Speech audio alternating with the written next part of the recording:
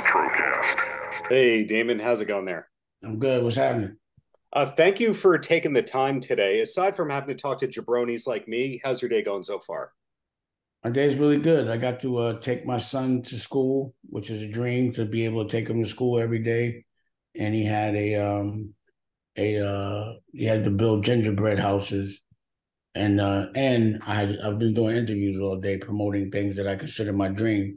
So it's a great Yeah. day. Well, Also do you get to? also also we just hit 20,000 downloads today on American New, my new television network. So I'm Oh, real. we're going to cover all that, but I wanted to know, do you get to eat the gingerbread house after it's made?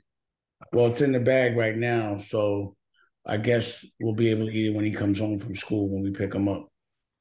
Well, okay. So celebration after doing all this media coverage. So there's so many things to ask you about because, there's Dusko Poppington, there's the damn fashion line, there's the Black Guns, there's the TV network or the network that you just mentioned. There's decades of being a legend, etc. But we're here to talk about the Black Guns. How far back do the Black Guns go? Well, we've been making records for about 4 or 5 years. Um, what happened was I was trying to teach because I've been working on this television network for about 13 years, and Mm-hmm. there's always been a music vertical that comes with it because we make the music for the network. Yeah. And artists are around me that always want to, make music. So I'm like, look, if you're gonna do music, you have to have a good show. So I'll be like, you have to, I don't allow anyone to perform over a track around me. After I did the record with the Black Keys, Mm-hmm. the Black Project, pause, I got very like snobby about things because I always had to be better than Dan Arabeck. You know what I mean? Like he's a snobby guy. So I know the details of the respect, that vinyl respect. Yeah. So I was trying to show them how to use the band, and they just weren't getting it. So I would have to show them, and it would sound good, but I'd be freestyling, and then it just sounded real good.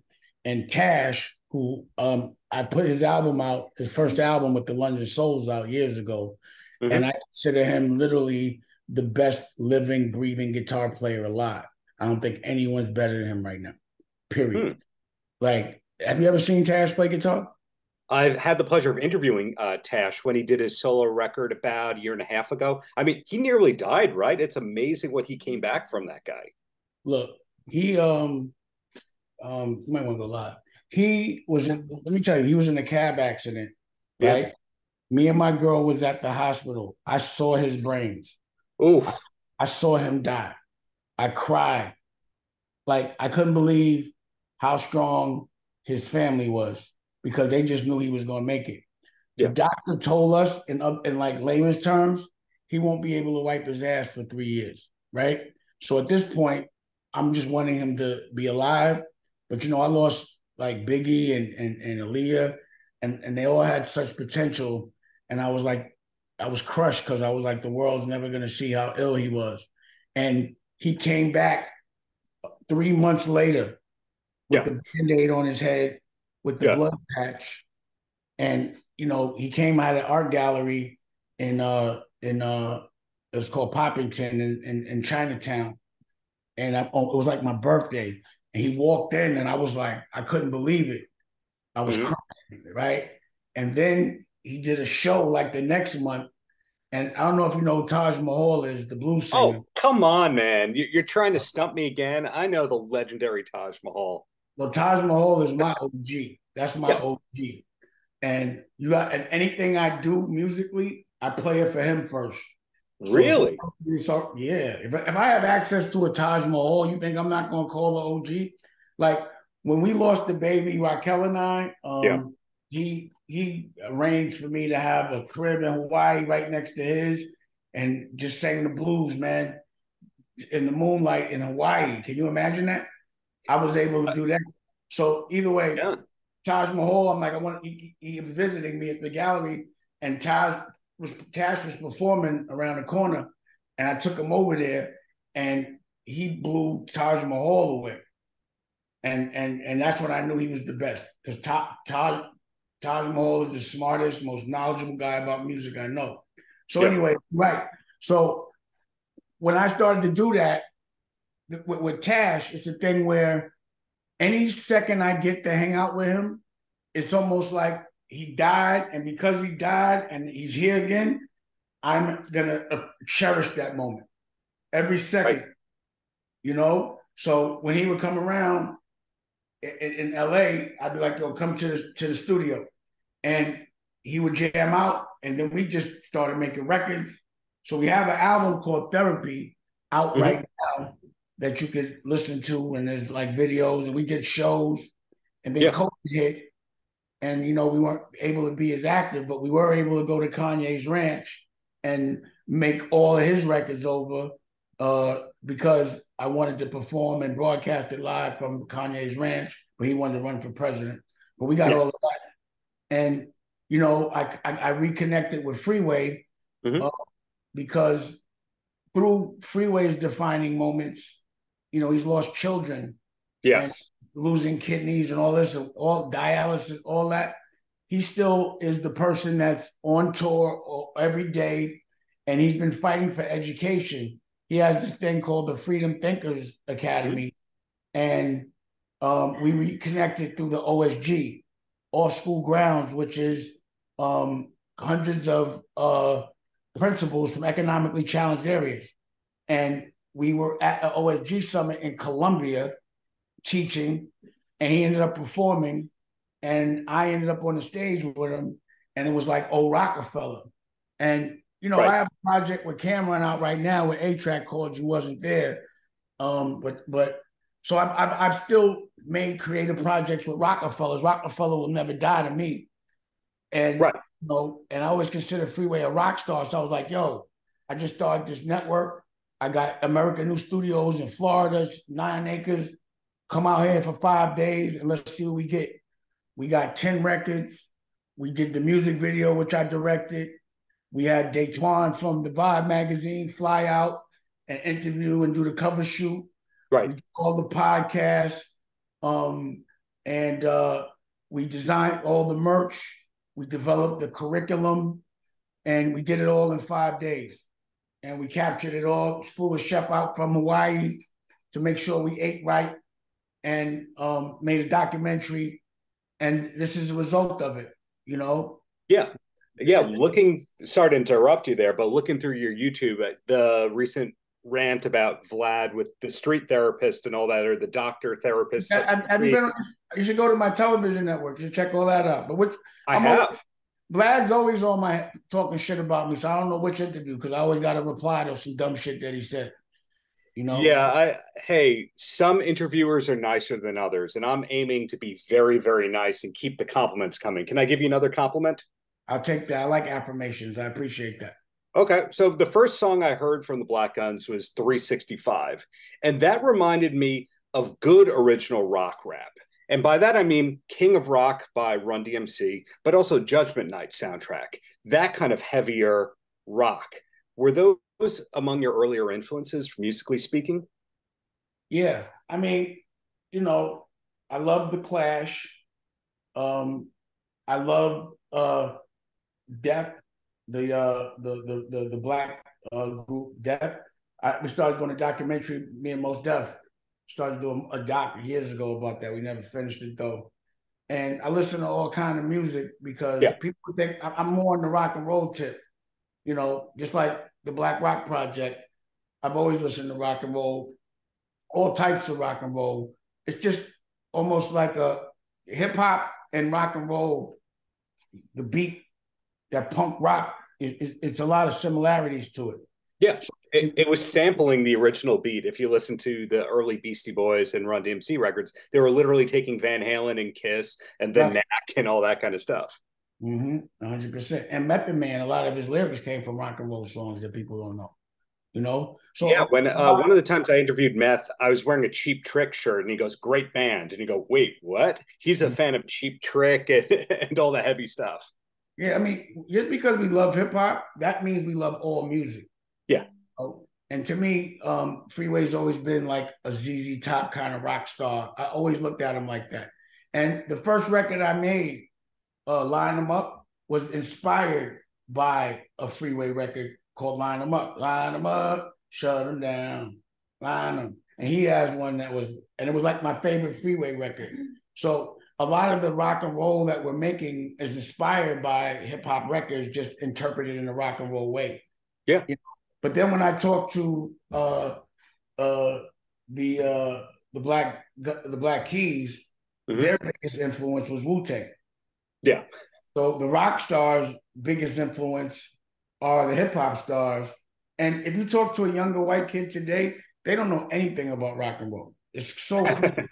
So back in the day, I'd hang out with the white kids so they could tell me about rock and roll and things I didn't know. And now I'm telling them about rock and roll. And the black kids are wearing rock and roll vintage T-shirts. But to me, if you don't listen or never listen to the person that's on your chest, that is corny. So one time my daughter walked up with a Grateful Dead vintage Tallulah.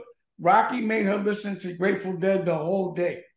We were like, you're not going to wear the shirt and not know the band. So I think the younger kids want to wear rock and roll shirts, but they want to be connected to exactly what they're wearing. And as an older cat, I'm 52, I like to re-engineer things. I like to do creative stuff. So I wanted to do something and that reflects me, my point of view, positive, but still feels gangster. So if you listen, 365, we made that literally in 15 seconds. Picked up the instruments and Freeway said 365, and I took it and ran with it, and the band went, and then we laid the vocals, and we documented the whole process, but it was magic. And that's what I do.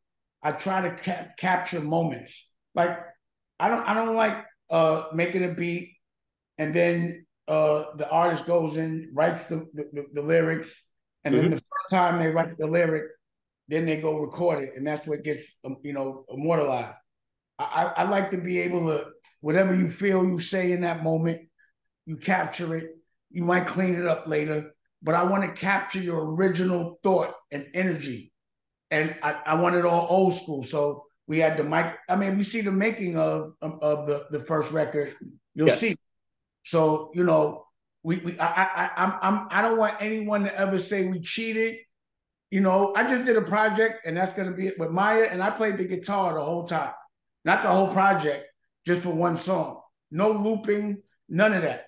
We're on the straight. You see, with the Black Rock, we looped. Like we made it, we make it and sample it. I don't do none of that. It's what you get, you got to deal with it. And Freeway accepted the challenge, and the songs are incredible. Like agreed. I can't wait to perform them. So what we're doing is now, I'm not going to go and get in front of a stage until we rehearse. And rehearsing isn't, doing it behind closed doors. We're doing a very intimate tour. We're going to do the first one at the Dojo in LA on the 19th.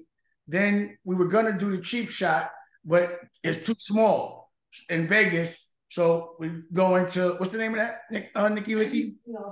We All Scream. And we're going to perform there. And then we're going to go to Lakeland in Florida on the 28th and perform at the Union. That's about 200-300 people. Then we're going to go to Detroit, Milwaukee, Gary, Chicago. Yeah, Gary, Indiana, where the Jackson 5 came from. Okay, so your rock roots. I met my brother, a good friend of mine, and he's my brother now. He was a senator out there. He just got elected mayor, Eddie Milton. So there's a lot of things that we want to do out there in Gary. And I think the world should understand how influential Gary is. The Jacksons are from there. The woman that signed the Beatles is from Gary as well. The first Black political party was in Gary. The first Black mayor was in Gary, So, again, I think, and it's on a lake. It's beautiful. But I like to go to Chattanooga. We're going to go into Chattanooga. Sure. And that's going to be the warm-up tour. Okay. And so New York will probably do the Canary Club or something. But then we're going to come back, go into schools, and we're going to teach the curriculum on how to make a album in 5 days, put the album out, do all the assets independently, and we'll teach the people in a place of high learning, the kids, how to make the dreams come true on their terms. Education is the driving force of this whole project. Totally. Well, I got one more question or topic for you before I let you go, because you have been nonstop with press today, and I really appreciate your time. Last question I have, I'm dialing in from a town on Long Island called Long Beach, which is where Rick Rubin is from, MF Doom, other people related to hip hop, Public Enemy made a music video. Have you ever been to Long Beach, Long Island, New York? No, No. I don't think so. I might have to fly. Is there a place we can perform out there? Let me know. There is a place where you could perform. DMC did a talk at the public library earlier in the year, so it's pretty cool. Book it. Well, how many people does it hold?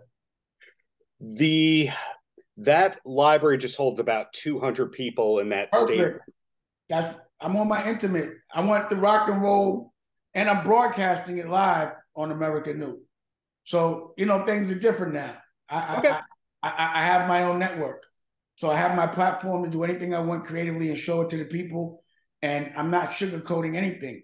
So I want people to see us warm up, because my plan is to do this at a festival.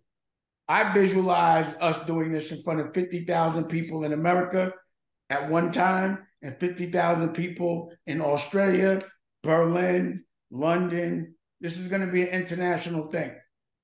So basically, you're like Phil Collins at Live Aid in the 80s. Where you played to the 50,000 people in London, then you hop on the plane and you play to the 50,000 in Philly the same day because you can. One of those. I get it. You don't see rock stars like that no more. And also, rock stars are meant to be like superheroes, Totally. Superheroes don't wear pajamas. They wear thermal shirts, and cool looking clothes, and they go out and fight for good. And they look like Batman. He's looked at as evil by some, but he's really a hero. I'm not Batman, I'm Batman. That's what I call him. Batman. And so we're superheroes by day, and we rock stars by night. I get it. Well, don't you think Superman or Spider-Man, what you think they was doing it to hang out? Can you imagine they was rocking out, or they doing some cool shit? They're not doing nothing whack. They doing cool stuff. What kind of music does Superman listen to? I know what Batman listens to, the music he makes. Well, Batman had a mansion, whereas Superman lived in a... So does Batman. Batman has a mansion. So I have to figure they had good speakers, therefore good music. There you go. Well, Damon... If you have good taste in people and good taste in morals, you should have good taste in music. I never see people with good taste in music. They're usually not bad people. Amen. Well, thank you for the decades of inspirational contributions to music, to the charitable space and the philanthropy that you do, and really looking forward to what's to come with the Black Guns, with your TV network, with your fashion line, et cetera. Thank you for being you, Dame. Thank you for listening to me. America New. And I appreciate everything you said. Everybody that's listening to you, check us out. Download America New. It's free. America NU. Check out the 365. Also, on just a little sneak preview. After I show you Black Rock and Roll, I'm giving you the White Fugees. So I got this project called the Off-Whites with Nikki Licky, and Lee. And they're performing tonight at the at Jesse's, a nice little spot in Florida in Winter Haven tonight. So I'm always working on new stuff. New sneakers, down to these glasses, these CEO shades. Paltrocast.